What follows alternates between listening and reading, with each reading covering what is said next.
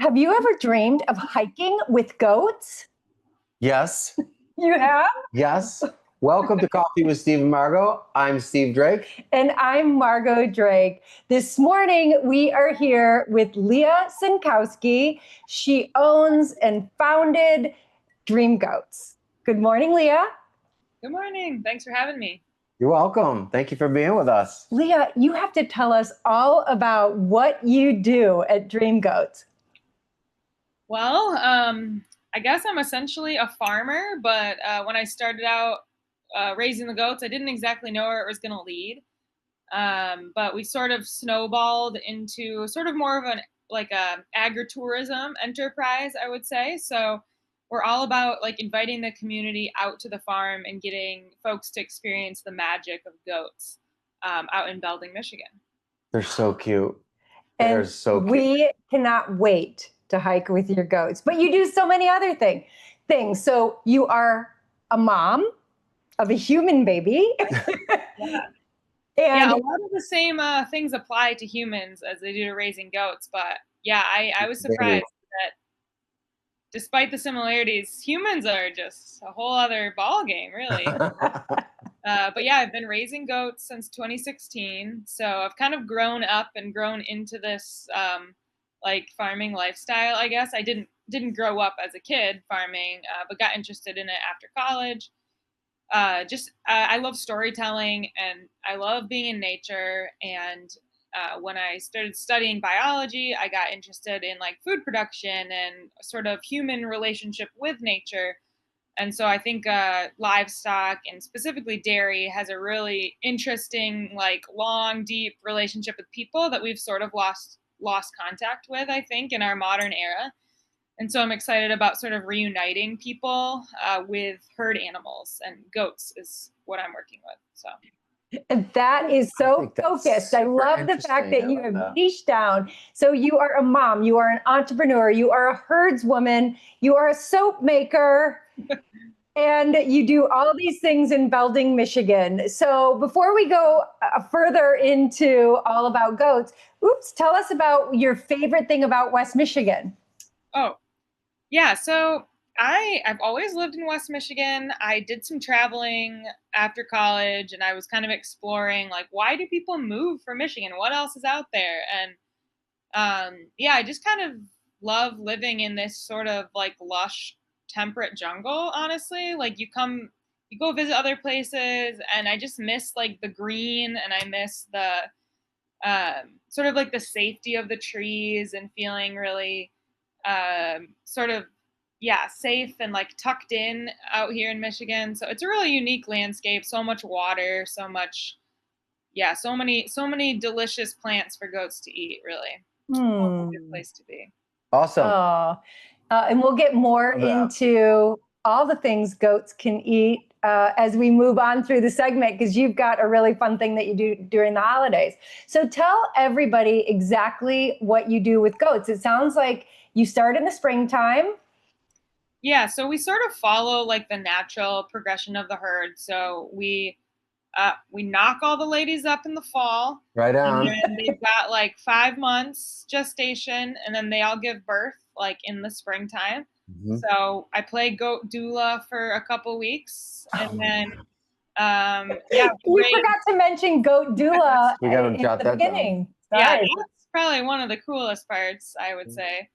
Is bringing all the new babies into the world. So then we have all these very adorable, flappy, friendly creatures that really love attention. Like goats, I think, are the second domesticated animal. So like after dogs, goats have the longest relationship with humanity. And you can tell, I mean, they really gravitate towards people. They really lean in for scratches. And our business is more successful if like the animals are well socialized early on. So it's kind of a win-win. We do like 6 weeks of baby goat cuddles. So we invite folks out to the barn.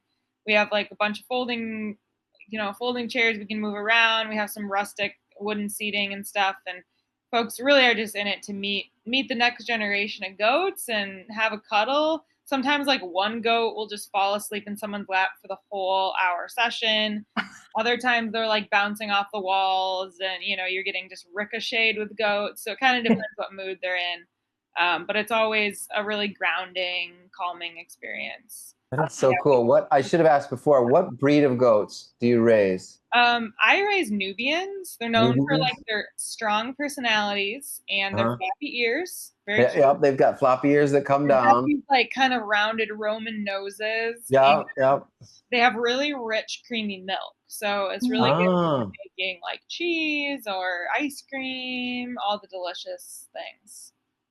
Okay, got it. so we move They're from so cute. goat cuddles into Yeah, summer. so once the kids hit about a month to 6 weeks of age, they're like fully understand what it's like to be part of the herd. At first, like the moms will kind of leave to go out and graze and come back and check on them. But then once they're about 6 weeks, they're really eating and grazing themselves. And so they'll follow the herd out to graze. And so at that point, we switch to goat hikes because everybody's hungry and the leaves are out. And Yep. so we're ready to go. And so, yeah, we invite people out. I cap the hikes around 12 humans, and we have, 25 goats. So it's a pretty decent ratio. So So funny. it's just, you're just walking on a trail through the woods, through the big old orchard with, lots of goats all around you. So I always tell people that they sort of will become part of the herd. So it's not like you're following the goats or leading the goats, but we're all sort of like walking together as this kind of like one body almost, kind of it's the goat mentality. They all stick together. So It's And are the goats having fun too, you think, with the people walking yeah, around? well, their motivation is that they like to eat. So Okay. they're having a good time. Yeah. So they're eating the whole time. It's just like one big like snack buffet for them. So they're happy as can be. everybody's happy. What a joyful experience. Truly. Yeah. It really is like everyone's just having a good time, and it kind of takes your mind off things, and you can't really think too many negative thoughts when you see Sylvie climbing up No. a tree, picking an apple, and yeah, it's a good time. And then you also do goat products. Right. Want to talk a little bit about Yeah, that? so in Michigan, we have very safe dairy laws, very strict dairy laws. So it's quite expensive to become a commercial dairy. So I haven't jumped through that hoop. So the one thing that I can make and like legally sell is soap. So I'll Yep. put the goat milk in the soap. It's really good for like dry skin, and especially like in the winter when it's really low moisture in the air. It's really moisturizing and a gentle cleansing. So yeah, it's just a simple way to incorporate the goat's milk and sort of share it with more people and sort of capture that magic in a way, that seasonal magic. Since we only milk for half the year, so I kind of get to I can freeze the milk and use it all year round to make soap. So we sell that before or after the events we do at the farm. We have a little shop. Oh, great. So And- that's another reason why folks have to come out, is to get their stock of soap That's right. right out of the field. It's like so much fun. I think it's interesting that your favorite thing about West Michigan is the geography and the nature and it sounds like the seasons that we have here. And you're so in tune with nature and you live it every day and you're out in it every day. You're nurturing it, you're raising it, you're growing it inside and outside your house. And I think that's really, really cool. And a lot of times in what we do, we're so detached from nature. Well, I think it's cool that you were so thoughtful and serious in the science you were studying and how you wanted to reconnect this really, it's part of the food chain, just to get people back to seeing where is the dairy coming from. It's really these animals that are part of the family too. It's cool. Yeah, it's a lot of fun. There's a lot of it's sort of, there's so much conversation that comes up during the hikes about things people wouldn't think to ask about the world, I think, until you're sort of encountered with either like the relationship with the animal or the plant, or the whole ecosystem sort of comes alive in a different way for people, I think. Well, it's fun. What a great experience too. We need to tell people how to get a hold of you. So we'll pop the contact slide up so people can book their hikes or and figure out how to check out one of your events so they can get some of your soaps. So you can find Leah at dreamgoats.com. She's got a great Instagram page at the thedreamgoats, or you can email her at thedreamgoats@gmail.com. Perfect. So as we're rounding out the segment, let's talk about, you said something really interesting about the holiday season and how people can interact with goats maybe after the holiday season. So you want to talk a little bit about that? Yeah, we make a lot of new connections in Grand Rapids during the holidays, and people are looking for things to do. And it sort of is a nice way to make the holiday last a little longer, just because it's always so sad to throw your Christmas tree away and you feel wasteful. So the goats that around late winter, early winter, they're really starting to get hungry for anything green. And so we allow people to come to a holiday hike and drop off their Christmas tree. So families kind of have made it a tradition, and it's really fun, and honestly smells so good. The goats, when they eat the tree, it just all the smells go into the air, and you get to kind of like experience Christmas again for a second. So it's a nice way to cap off the holiday season.